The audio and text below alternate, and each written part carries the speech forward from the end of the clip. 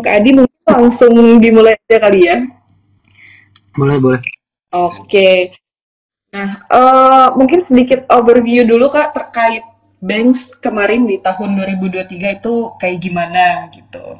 Teman-teman mungkin pengen di refresh lagi gitu terkait Banks di 2023. Oke, jadi mungkin secara garis besar ya, 2023 kan kalau teman-teman tahu kan suku bunga pada naik ya. Jadi pasti itu cost-nya banks, interest cost mereka juga ikutan naik di sana kalau kita lihat. Jadi banyak bank kalau kita lihat itu cost-nya mereka dari segi suku bunga yang mesti dibayarkan ke nasabah itu pada naik semua di saat pendapatan bunga mereka tuh sebenarnya naiknya bisa dibilang lebih sedikit karena price sensitive lah bisa dibilang. Terus juga kalau untuk beberapa segmen kan memang karena rate-nya udah tinggi jadi nggak bisa naikin lagi. Jadi yang kejadian di net interest income margin ya kalau kita ngomongnya itu apa mereka itu um, lumayan tertekan lah di sana. Tapi memang banks ini masih bisa positif karena mereka itu kalau teman-teman tahu pas COVID kemarin kan mereka pencadangannya gede sekali ya. Jadi pencadangan itu yang di saat sebenarnya aset quality-nya tidak seburuk yang dikira gitu. Jadi maksudnya banknya sendiri punya tabungan dalam kalau kita ngomong tuh provisi ya yang bisa mereka pakai untuk write off loan-loan yang jelek ini. Jadi uh, in a way jadi mereka itu bawahnya itu net interest income turun, non interest Ya. income segala macam naik, pemakaian kartu kredit karena kita udah mulai travel segala macam itu Iya. tapi di apa cost of credit ya kalau kita ngomong provisinya itu turun.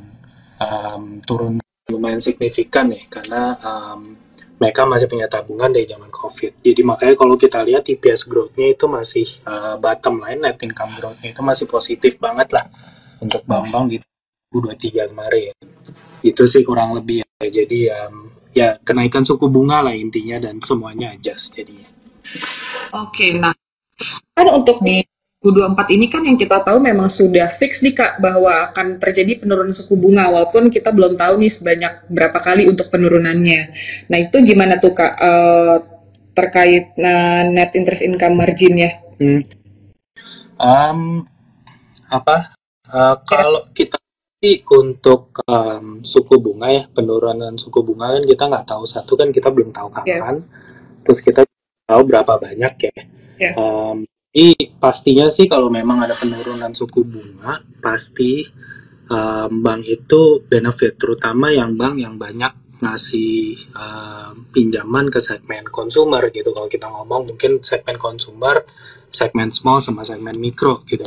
oke. Karena nggak bisa nggak jadi pas kemarin suku bunga naik mereka nggak bisa ngatur nggak bisa adjust suku bunga mereka naik karena Hmm. mereka udah high base gitu ibaratnya jadi giliran suku bunganya naik costnya doang yang naik nah ini kan hopefully kan bisa membalik ya.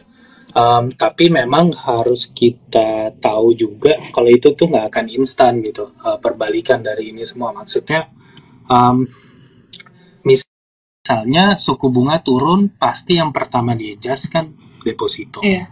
Tapi kan nanti kan mungkin kan pasti kan ada kos-kos lain lah ibaratnya kan mungkin kalau korporat ada naruh duit di bank kan mereka nggak mau langsung di adjust turun gitu masih ada nego sendiri. Jadi biasanya tuh uh, potong suku bunga dulu baru baru kosnya turun mungkin beberapa bulan kemudian. Begitupun pas naikin bunga ya teman-teman. Makanya kalau kita lihat naikin bunga signifikannya akhir tahun lalu, tapi kosnya semuanya tahun ini gitu. Jadi itu kejadiannya both ways ya. Yang sebenarnya mungkin aku mau mention juga yang cukup menarik kalau dari segi bank sendiri ini sebenarnya kan kalau kita lihat per September 2022 ya per September 2022 itu kan BI menaikkan reverse requirement rate jadi ada berapa persen dari tabungan mereka itu harus ditaruh di gironya Bank Indonesia Oh, dari bank diwajibkan itu 9%. dinaikkan. Secara rata-rata tuh kita di level 6,5–5,5%. Maksudnya apa? Jadi ini langkah ini kan dilakukan Bank Indonesia sebelum mereka menaikkan rate karena mereka ingin menyerap liquidity. Kalau mereka nggak liquidity dulu, nanti rate yang udah dinaikin dari Bank Indonesia juga nggak efisien intermediasinya ke bawah gitu. Jadi mereka naikin dulu. Nah, yang interesting adalah kali ini kalau sebelum mereka turunin suku bunga, mereka turunin giro wajib minimum ya. Kalau kita ngomongnya itu diturunin dulu seperti semula, which is di level 5,5–6,5. Itu kan meaning ada extra liquidity yang secara ibaratnya cepet banget, yang bisa langsung ada di bank at no additional cost, yang mereka bisa gunakan untuk menggenjot loan lagi gitu. Jadi balik lagi, kalau kemarin naikin suku bunga mau signifikan, mereka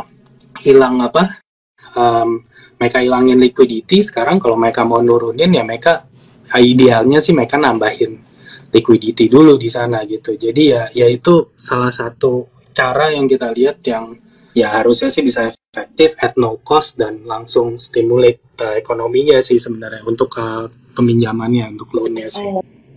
Oke, gitu ya Kak.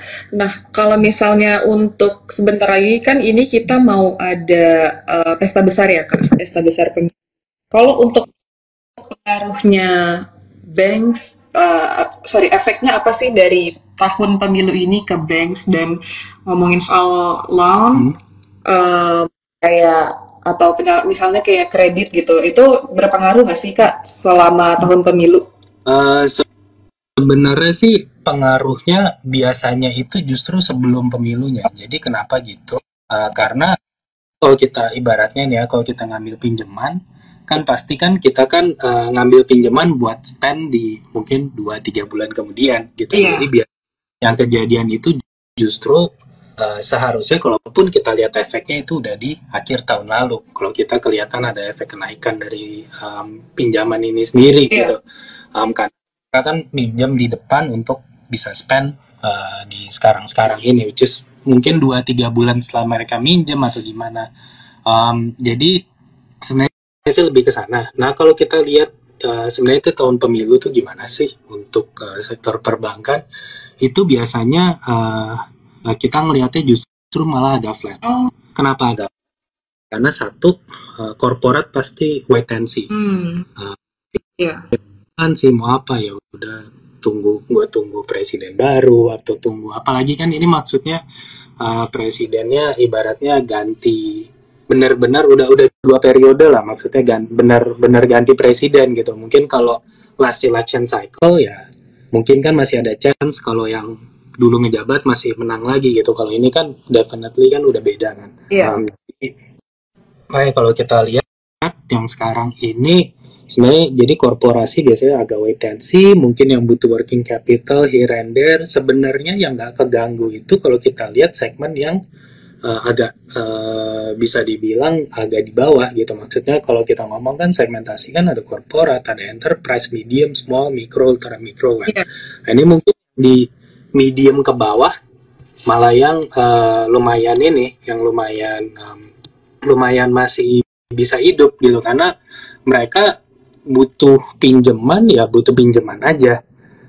Mereka nggak punya privilege ya, kalau ibaratnya kan kalau korporasi besar kan ada tabungan cash gede, mungkin mereka ya udah mau capex ya udah tahun depan dulu kan. Kalau medium ke bawah kan mereka nggak capex karena kan basically mostly bisnisnya trading juga, bukan intensif. Kedua ya mereka nggak punya tabungan untuk working capital juga, jadi ya kalau bisnisnya ada bisa, maksudnya outlooknya ada, pasti mereka akan minjem gitu. Jadi kalau kita lihat sih sebenarnya sih lebih ke segmen di bawah ini. Tentunya kan secara nominal kan segmen di bawah ini kan pasti kan kalau bandingin korporat, ibaratnya yang di sini minjem mungkin cuma berapa M, kalau yang di korporat atas kan pasti kan udah gede banget ya. Jadi memang tuh secara nominal biasanya ya agak justru malah ada cenderungan melemah kalau kita lihat dari segi total nominal di industri gitu. Tapi sebenarnya kalau kita pilah lagi sih ya sebenarnya itu karena yang gede-gede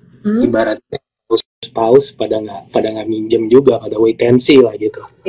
Sampai pemilunya selesai ya berarti. Dulu selesai, ada certainty, semua bisa take a view ya. Itu kan proses ya.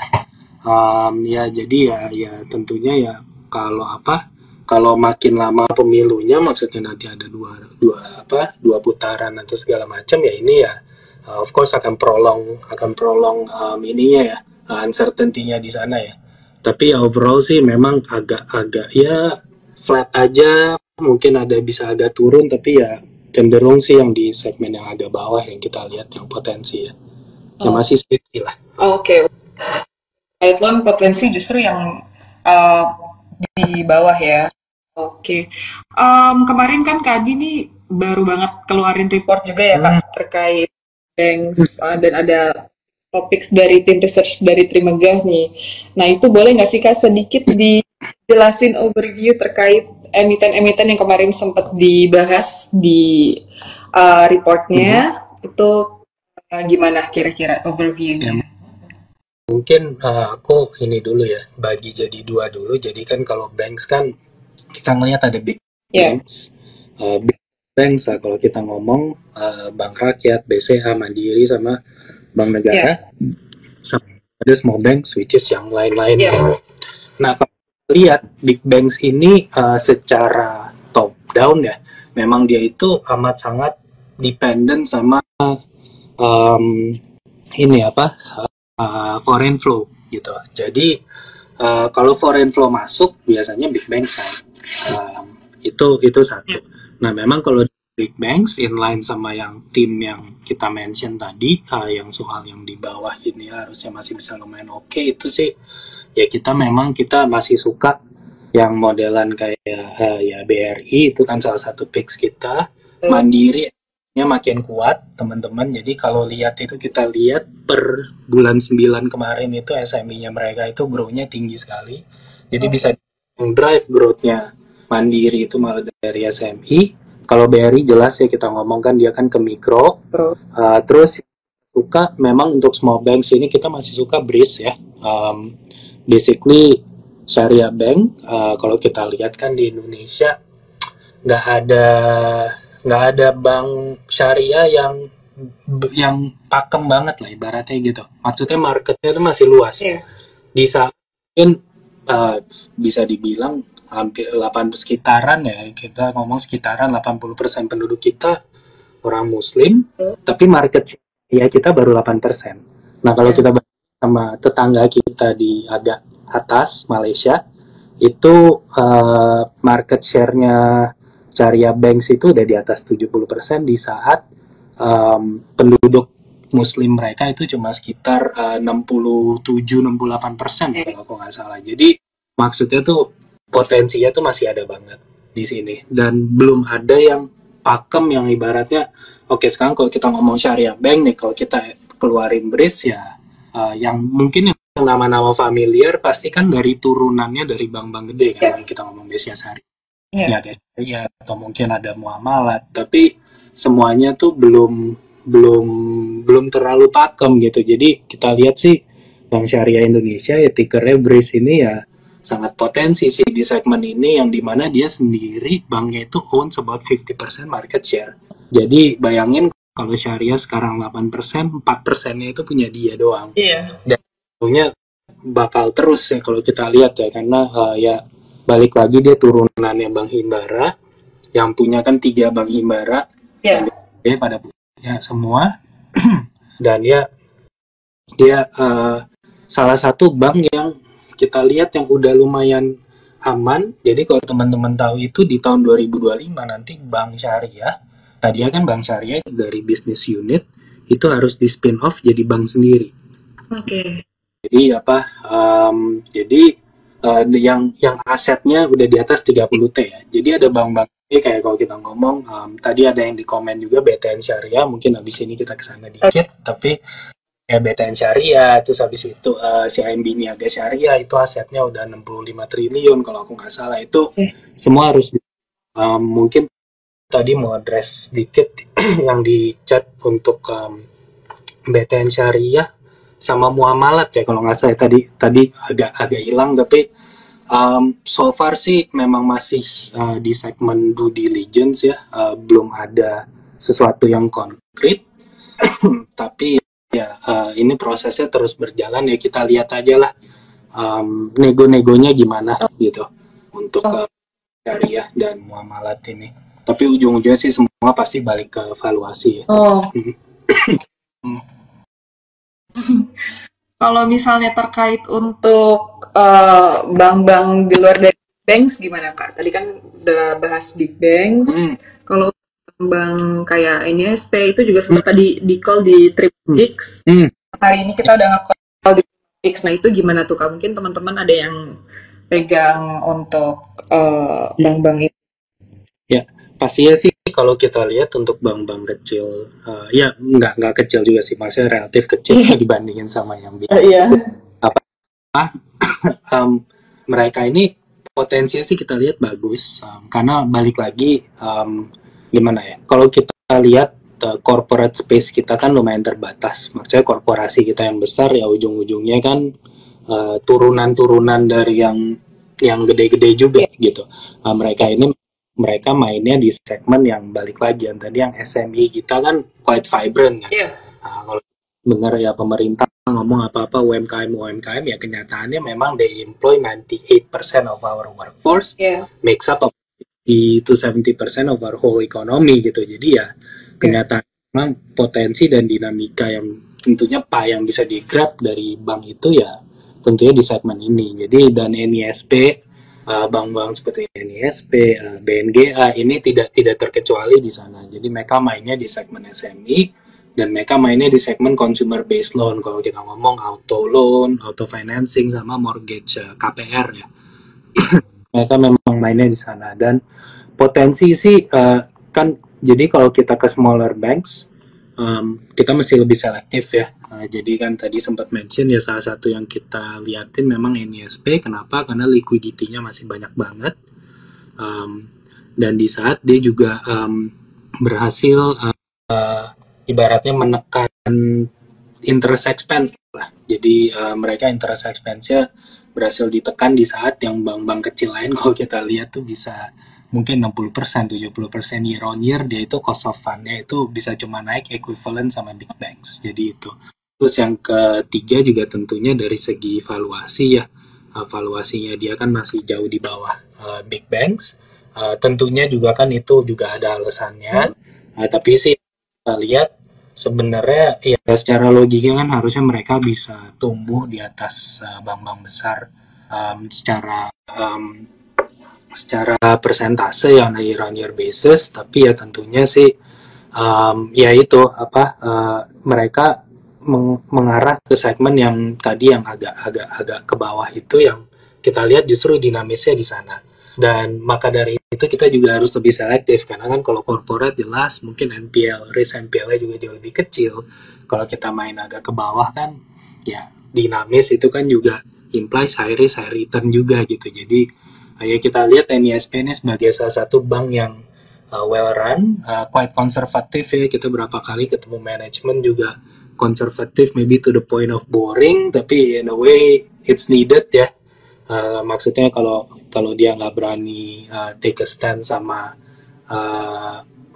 risk appetite mereka, nanti kan jadinya juga kemana-mana, NPL kemana-mana, bukunya jadi jelek ya. Kalau kita lihat sih ya lumayan dijagain lah. Terus ya app-nya juga kan kita lihat One Mobile kan tractionnya kan global walletnya we think it's one of the best ya compared to its peers, even compared to their big peers ya. Jadi ya dan itu semua value added yang tentunya sebagai customer ya experience bankingnya juga jadi lebih enak gitu. Oke. Secara valuasi juga masih menarik berarti ya Kak? Menarik secara valuasi kalau kita bandingkan dengan bank-bank yang besar ya. Oke, kalau gitu. Nah nih teman-teman siapa nih kira-kira yang megang NISP? Nah untuk kita mungkin lanjut ke digital bank Kak. Ini juga banyak sih teman-teman pasti yang kepo sama digital bank. Digital bank gimana nih Kak? Kita ngomongin mungkin dari Arto dulu kali ya, yang mungkin banyak orang-orang pasti Tahu. Nah, Arto ini kan kemarin juga kan dengan adanya TikTok nih Kak, dia gabung dengan Tokopedia. Itu gimana sih Kak kira-kira potensi untuk Arto dan sistemnya itu seperti apa? Kayak gitu. Oke, mungkin sebelum kita bahas kartu Oh, spesifik, aku agak back boleh. dulu digital bank gimana karena ini menurutku ada satu perubahan yang yang lumayan signifikan ya. Jadi kemarin OJK itu kan ngeluarin regulasi, itu dia intinya dia nurunin secara pelan-pelan dia nurunin bunga harian P2P, Oh, online lending segala macam. ya. Jadi secara bertahap, jadi kayak kalau nggak salah tuh dari 0,4% per hari, 0,7 terus diturun-turunin lah sampai kayak 0,3-an. Intinya nanti 1 tahun annualized yield-nya itu jadi nggak jauh sama Oh, um, sama credit card interest yang gitu-gitulah. Nah, jadi lebih lebih di inilah, lebih diturunin, dikontrol kan kalau teman-teman tahu juga kan sekarang kayaknya kasus pinjol juga di mana-mana gitu, predatory lending segala macam. Jadi ini steps mereka untuk menurunkan margin supaya risk appetite-nya juga berkurang dan hopefully kan yang orang yang ke filter juga orang yang benar-benar ngerti karena jadinya P2P juga lebih mikir. iya. Nah sekarang ini ke digital banks gimana?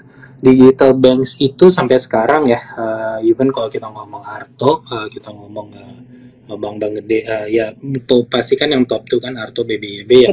Itu mereka quite significant chunk of their business itu masih kalau kita ngomong channeling loan. Channeling loan itu mereka ngasih loan ke ibaratnya kayak ke model kayak Investri, modalku gitu-gitu. Jadi Investri modalku ini kan butuh butuh duit, tapi kan mereka duitnya kan mereka mereka kan nggak bukan bank, jadi mereka kan nggak bisa nerima deposito, nggak bisa nerima duit dari rakyat ya. Jadi mereka ya harus minjam gitu ya. Minjamnya kebanyakan dari digibank sini. Nah Oke. sekarang apa gitu? Jadi kedepannya kan karena marginnya makin kecil, uh, Oke. pasti kan risk appetite P2P-nya juga jadi nggak setinggi yang kemarin, apalagi regulasi kan juga and for a good reason yang lebih dijaga supaya nggak kayak hutan belantara juga. Iya. Terus habis ya jadinya kan pasti kan ini kan akan efek ke Hmm. demand-nya.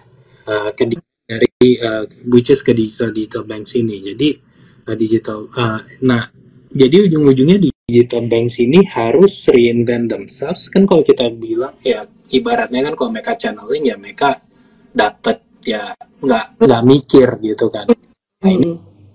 ini mereka nih udah harus revamp themselves jadi kayak lebih ini apa kita mesti bisa generate bisnis dari kita Oh sendiri. iya.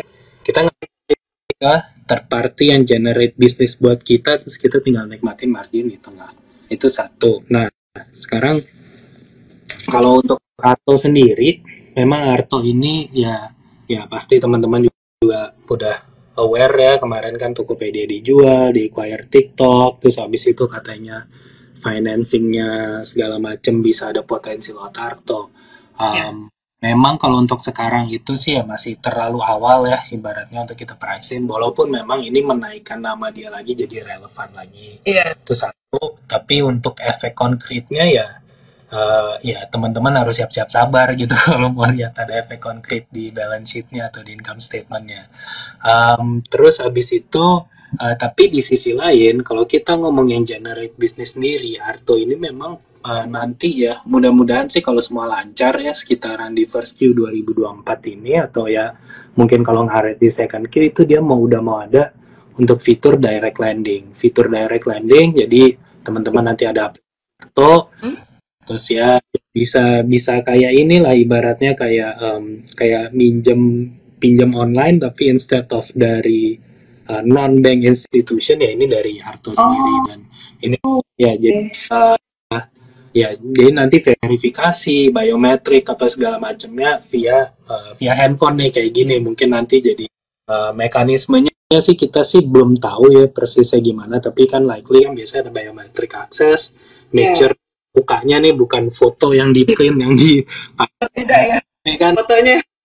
Iya karena kan kadang kan kalau KTP kan ya sorry tuh saya kadang udah kemana-mana juga kita masuk gedung juga kita mintain tuker KTP gitu kan ya jadi ya itu Jadi itu mereka akan invest heavily di teknologi situ untuk bisa do this hopefully seamless direct lending. Yeah. Dan ini jadi potensi bisnis mereka karena balik lagi kan brandingnya ya digital banks ya, it needs digitally gitu.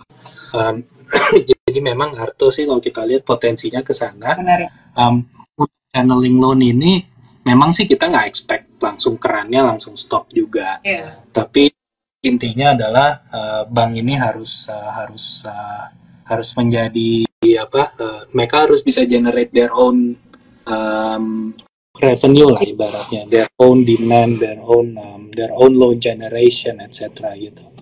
Sebenarnya sih ya ke sana, dan ya untuk Arto sendiri sih ya kita lihat one of the forefront ya kalau kita ngomong digital banks kan, terutama kalau teman-teman yang udah berkecimpung di saham yang lama yang sempat ngeliat cycle 2021 kan banyak nih di Gbank ya, kayak yang relevan kan ya, yang masih sticking around kan di Arto ini. Jadi ya ngelihat ya potensinya masih ada, cuma ya memang ya harus sabar sama ya semua nggak akan secepat yang kita kira atau yang gimana gitu. Jadi ya sabar aja, tapi ya pasti akan sampai ke sana juga sih gitu.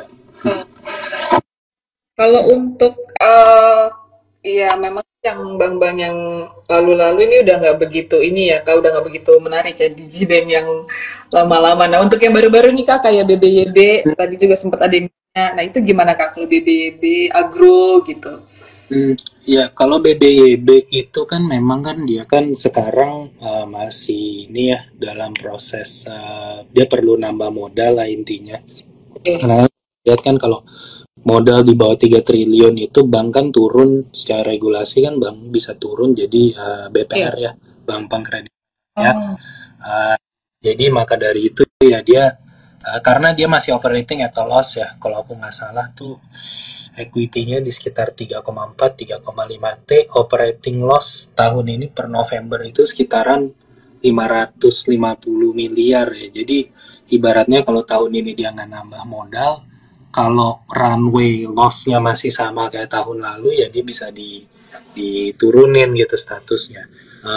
Memang kemarin itu kan sempat keluar di keterbukaan informasi ya kalau di bursa itu Rups LB kalau rights issue itu bukan jadi salah satu agenda di Rups LB-nya ini. Makanya kalau kita share price-nya itu kan sempat nosedive ya. Habis berita itu keluar. Jadi memang ya ini unfortunate agak dependent sama corporate action mereka gimana. Karena kan kemarin juga ada rumor akuisisi segala macam ya.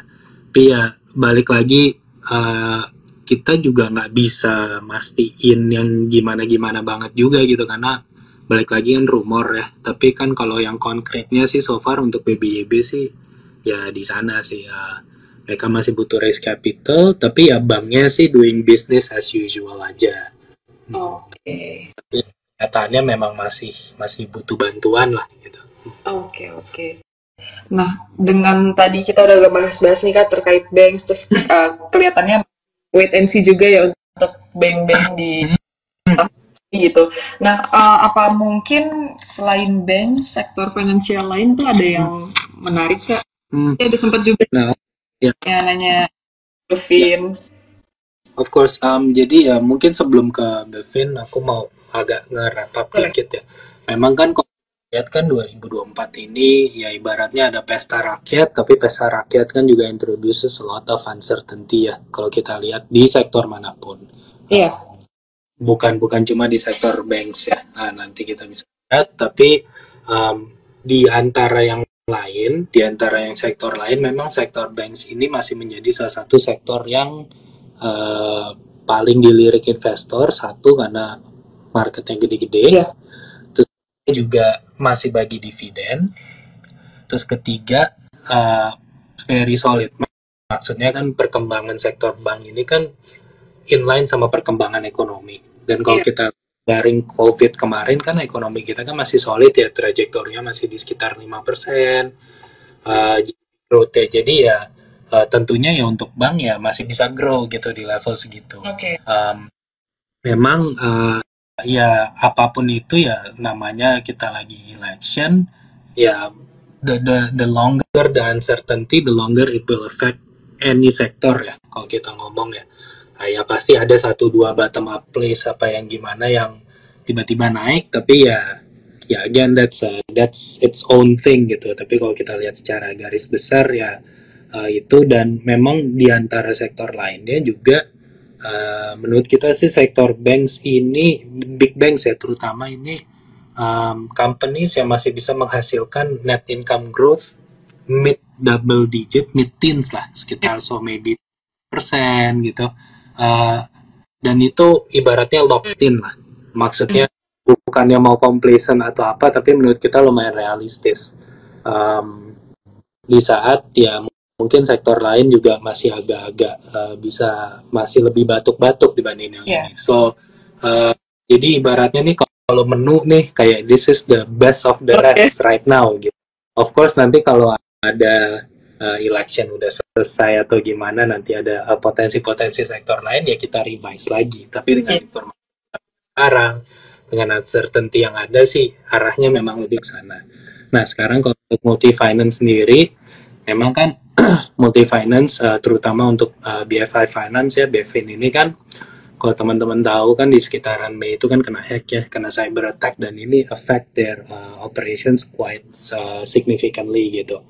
Maksudnya bayangin bayangin mau collect mau collect loan juga susah karena dari bisa diakses, terus habis itu terus let's say mau collect aset, misalnya ada loan macet apa gimana, dia mau collect aset, dia nggak bisa juga nggak bisa akses data. Jadi kan itu kan sangat mengganggu operasional gitu. Jadi ibaratnya gini, misalnya orang Bevin mau collect motor gitu misalnya, kan kalau collect itu kan kalau di setiap perjanjian kan ada notaris ya, perjanjian notaris yang BPKB kan di kita, kan kita mesti ke polisi. Tapi kan ini kan nggak pegang fisiknya BPKB, kan disimpan di safety box kan. Jadi yang itu jadi mereka harus balik ke kantor pusat, fotoin segala macam, baru balik ke polisi. Takes time. Jadi yang adalah sistem itu tuh benar-benar kecopot gitu. Makanya memang mereka itu ngebalikinnya kemarin itu lumayan susah payah lah ibarat.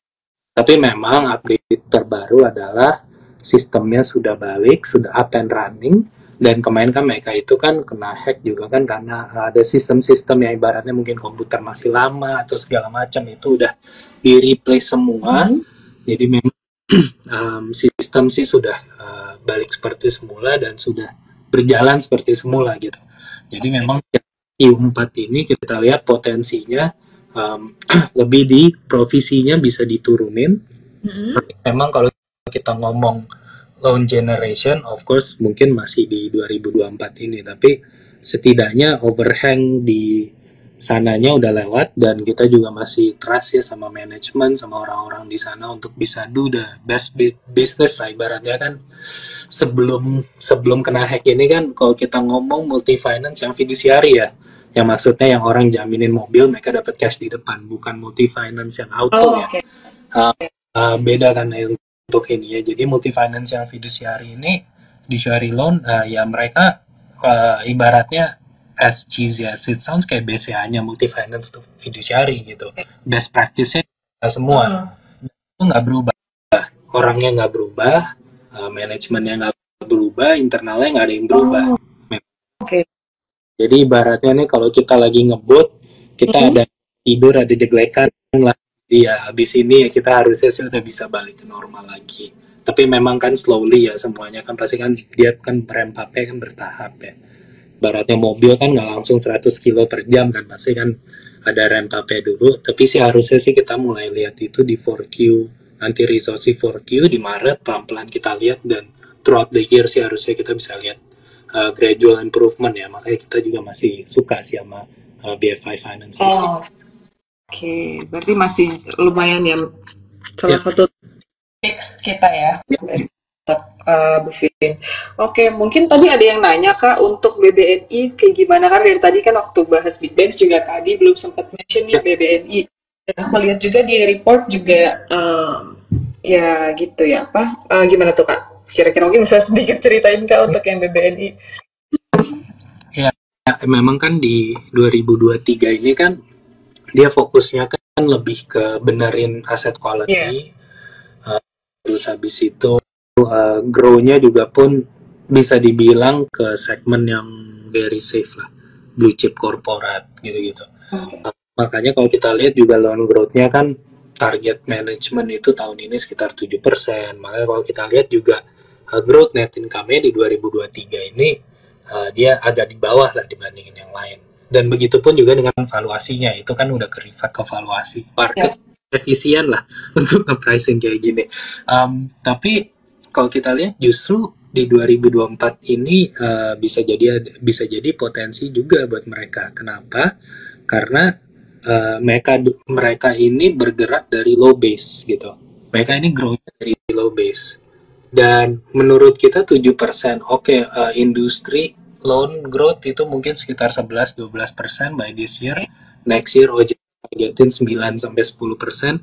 Meaning apa? This year aja dengan size big banks kayak gitu mereka grow-nya below industry standard. Iya. Dan itu by design. Bukan karena mereka cuma bisa dapat 7%. Enggak, itu by design. Jadi ini apa? Jadi kalau tahun ini mereka bisa balik ke bisnis normatif sih harusnya sih kita bisa lihat loan growth-nya lebih kencang daripada tahun 2023 dan itu kan juga bisa add on ke bottom line-nya juga. Jadi memang makanya itu kalau kita kalau teman-teman lihat ya di report ya Anus BBNI is a potential for next year. Jadi memang kan results-nya kan bank itu kan pada minggu depan ya kalau aku nggak salah results-nya kan banyak kan minggu depan 2 minggu lagi jadi ya nanti kita lihat manajemen posturnya seperti apa tapi memang ya dia yang kita lihat ibaratnya potensi simply karena dia nggak dari high base juga gitu dan valuasi juga ya kan karena udah reflect dari valuasi udah ketinggalan jauh dari bank lain kan harusnya grow dan dia bisa grow in a positive way tanpa terlalu affect their asset quality kan harusnya di appreciate sama market sih. Oke. BBNI. Berarti minggu depan banyak report-report bank yang bakal. Sorry keputus gimana? Untuk minggu depan kita masih nunggu ya report-report bank banyak yang akan keluar di next week ya. Iya, kalau nggak harusnya sih dari akhir minggu depan tuh udah mulai ya. Jadi mungkin sekitaran di atas tanggal 25 sampai tanggal 31 lah. Mungkin sampai ke awal-awal Februari juga mungkin sih, tapi harusnya sih di sekitaran 25 sampai 31 itu nanti bank results-nya keluar dan pasti kalau ada yang bisa kita update sih pasti ya kita update lagi kita issue report lah ya. Mungkin nanti kalau ada update-update lagi teman-teman, apalagi mungkin setelah nanti pesta besar kita, mungkin kita nanti bisa ngobrol-ngobrol lagi ya kali-kali. Nanti ada beda lagi nih view-nya. Bisa gitu.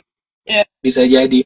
Emang nih sekarang agak nanggung ya kalau dibilang sekarang market liquidity belum balik segala macam ya itu ibaratnya investor aja masih wait and see gitu kan jadi ya kita inilah kita jalanin aja tetap ini aja sih ya tetap ngeliatin yang kita kan tetap punya conviction in a certain stock, certain sector segala macam ya itu tetap dijaga selama menurut kita masih intact sih. Sisanya sih market akan efisien pada waktunya. Oke. Ini termasuk closing statement nih kayaknya dari Kak Adi. Apa? Ini termasuk closing statement nih kayaknya dari Kak Adi ya. Nggak tahu kalau ada pertanyaan lagi monggo loh. Silakan kalau dari teman. Mau tanya lagi silahkan loh. Pokoknya Banks ini masih menarik ya teman-teman. Ini kalau kata Kak Adi ini jadi main menu di di awal tahun ini gitu karena yang terbaik daripada yang lain gitu. Teman-teman kalau ada yang mau tanya-tanya terkait Banks atau financial yang lainnya juga boleh ya. Gitu. Tadi sempat apa ya? Mungkin untuk tadi BTPS kayaknya sempat dimention juga ya sama Kak Adi, tapi oh ini nih BTPS sudah ada yang nanya nih, BTPS prospek gimana gitu. Jadi kalau BTPS itu memang mereka itu kena di ini ya, asset quality. Jadi kalau ibaratnya cara mereka itu kan, cara mereka approach customer kan komunitas ibu-ibu mungkin ada 5 orang gitu. Mereka approach untuk lima-limanya ikut minjem. Jadi misalnya ada satu yang nggak yang nggak bayar, yang 4-nya ini nyemangatin yang satu supaya bayar gitu. Nah, pas COVID kemarin kan adalah pembayarannya di stop. Nah, kita kan kalau dikasih celah suka ngebludak ya.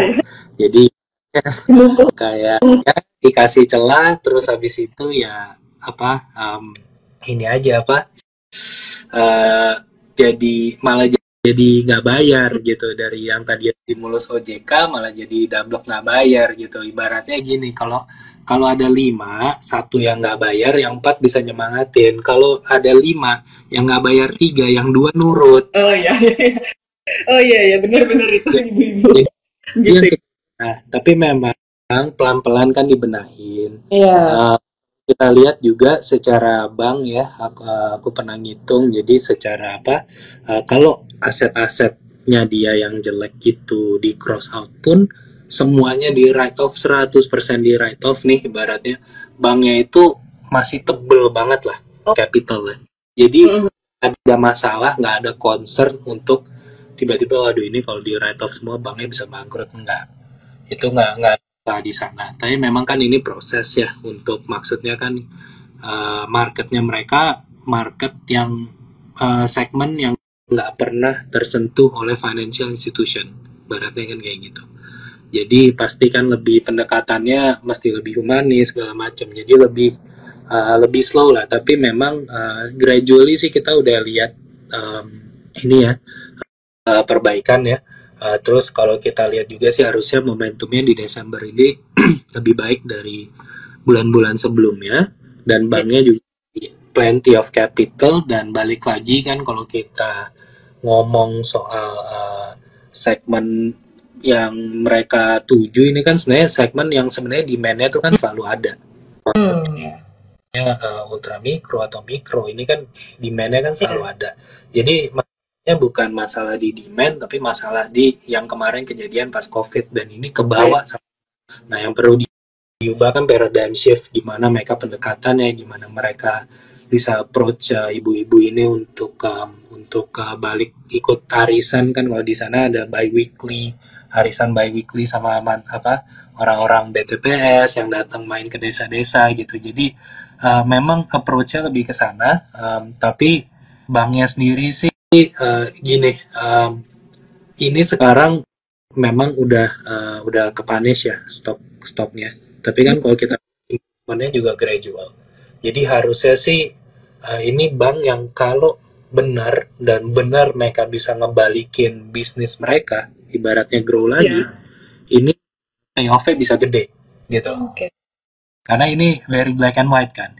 Either ini isu structural atau mereka bisa beneran balikin gitu. Dan kalau kita lihat sih so far sih, kalau kita kita pernah ngomong sama manajemennya Desember kemarin sih ya, masih optimis lah untuk bisa balikin. Dan juga kan equity-nya masih tebel banget. Jadi kalaupun mereka mesti mulai lagi sih, mereka masih punya capital ya untuk melakukan steps tersebut gitu.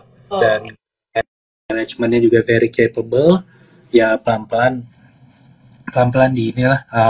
dibenahin lah gitu. Tapi memang nggak bisa kayak nyalain matiin lampu gitu ya baratnya. Ada proses. Iya, proses. Dan semoga masih banyak ya ibu-ibu yang mau ikutan arisan itu ya. Pasti sih, kalau aku lihat demand-nya sih nggak ada masalah sih. Cuma ini cara ngubah attitude-nya aja ya. Karena kan kita deal sama orang ya. Orang yang ibaratnya mungkin kolektor sama ibu-ibunya galakan ibu-ibunya gitu. Mungkin kolektor lebih takut sama ibu-ibu ya. Iya. Ya. Tapi patternnya udah naik kok, udah naik. Oke, kalau gitu. Oh, tadi Adi boleh minum dulu tadi mungkin ini masih ada Oke, beberapa ada yang nanya tadi kayaknya Iya, BN ya, Divest Bang Bukopin Kak, yang apa? BBK, BBKP. eh Bukopin ya. Kalau Bukopin sih kita lihatnya em, mereka masih perlu banyak beres-beres di internalnya sih, karena kan mereka ngambil kan dari bank yang eh, bukan bank yang gimana juga gitu. Bank Bukopin kan sebelumnya kan juga banyak batuk-batuk apalagi pas COVID kemarin. Jadi memang sekarang sih kita pernah ketemu ya sama apa CFO-nya yang orang Korea. Dia memang ngomong untuk sekarang bisnisnya masih fokus bisnis nyalurin pinjaman-pinjaman yang mereka bisa dapetin dari Kukmin Korea. Ibaratnya Kukmin Korea, terus mungkin Bunda ya ada bisnis di sini, kan dia punya pabrik di sini kan dia Cikarang sana, ya mereka pinjaman mereka bisa lewat Bukopin kan, Bukopin Kukmin kan bisa masuk dari sana lah sinerginya. Tapi memang so far itu ibaratnya ibaratnya ini masih channeling bisnisnya dari yang Korea lah, dia belum terlalu banyak untuk generate bisnis di sini yang gimana-gimana banget. Tapi memang nasabahnya namanya Bang Bukopin kan bank lama ya. Jadi bisnis itu banyak sih memang sih yang itu yang bisa mereka leverage once they are ready gitu.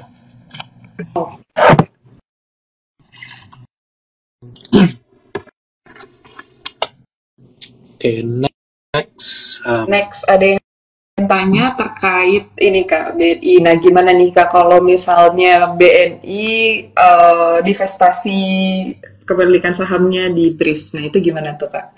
Kira-kira pastinya mereka akan ada one off gain ya.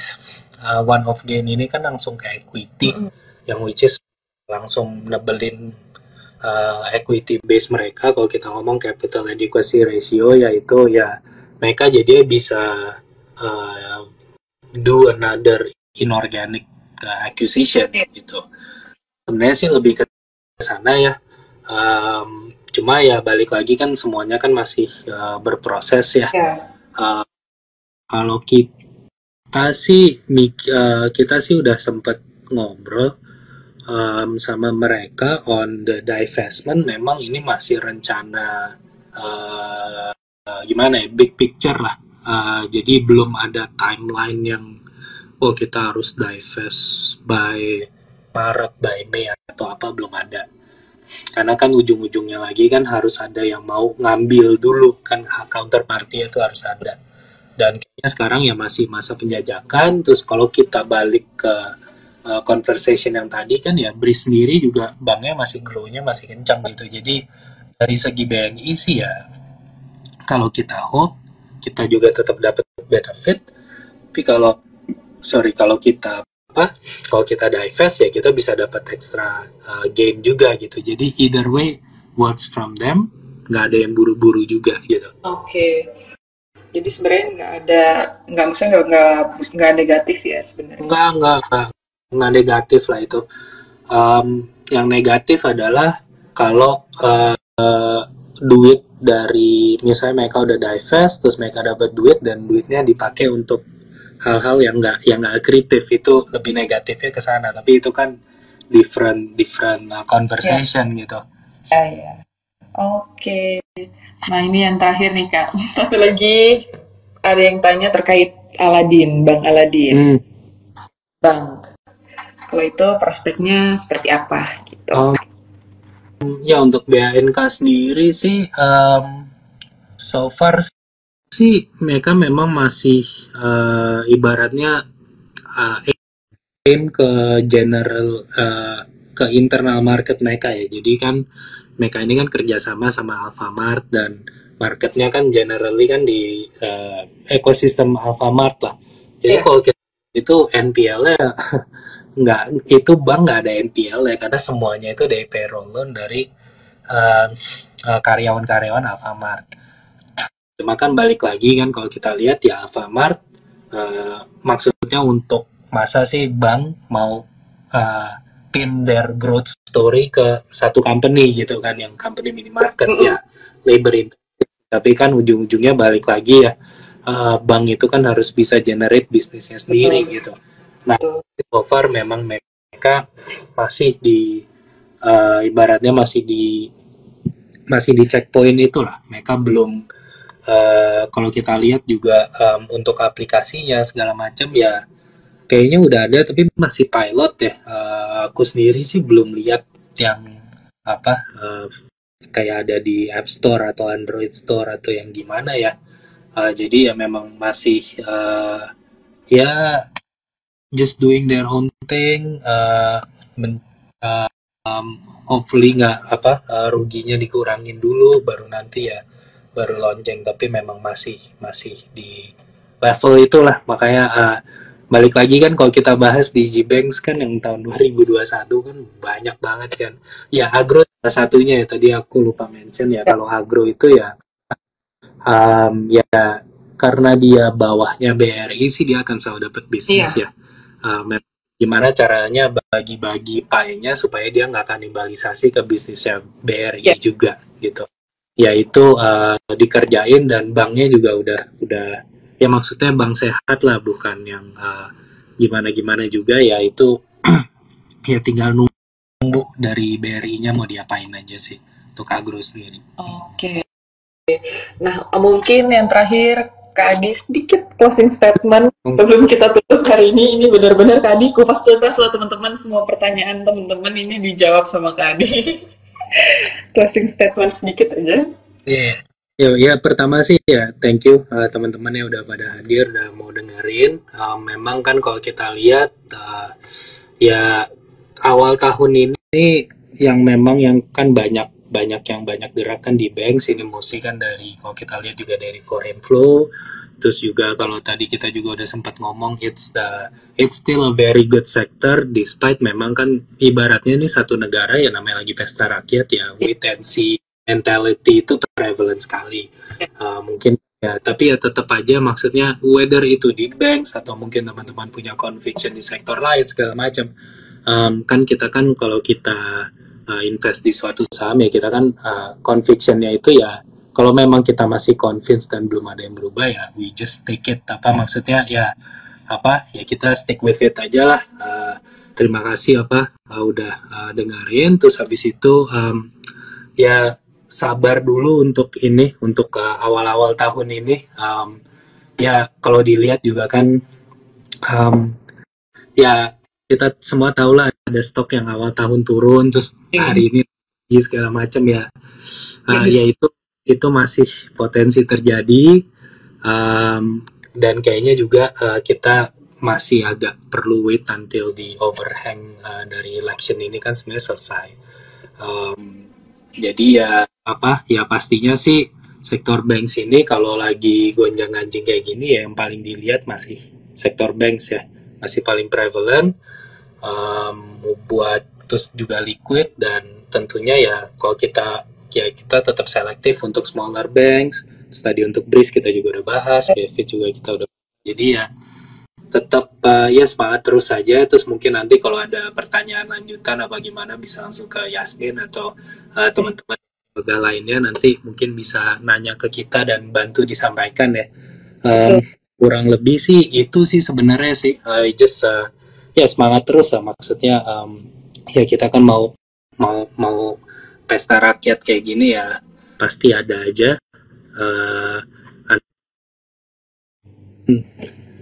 kita juga stop untuk ngeliatin saham apa gimana gitu. Jadi ya semangat terus lah di sananya. All the best buat semua teman-teman, selamat tahun baru. Betul. Oke, teman-teman, ini udah kita tutup untuk sesi kita hari ini. Thank you banget Kak Adi. Ini benar-benar aku belajar banyak banget loh hari ini terkait semua banks tadi. Ini sampai ada yang komen ini kayak banking 101. Benar-benar insightful banget. Nah teman-teman jangan lupa pantengin terus Terima Ideas setiap Senin sampai Kamis jam 8 malam. Nanti mungkin kita bisa setup lagi kalau teman-teman emang punya pertanyaan, bisa disimpan atau nanti juga kita bakalan ada sesi lagi mungkin sama Kak Adi after pesta besar kita gitu. Nanti mungkin kita akan lihat view-view baru terkait sektor bank dan sektor-sektor lainnya. Jadi pantengin terus ya teman-teman. Kak Adi, thank you so much udah datang hari ini, udah hadir, udah ngasih banyak. Hari ini juga. Oke, kalau gitu selamat malam Kak Adi, selamat malam teman.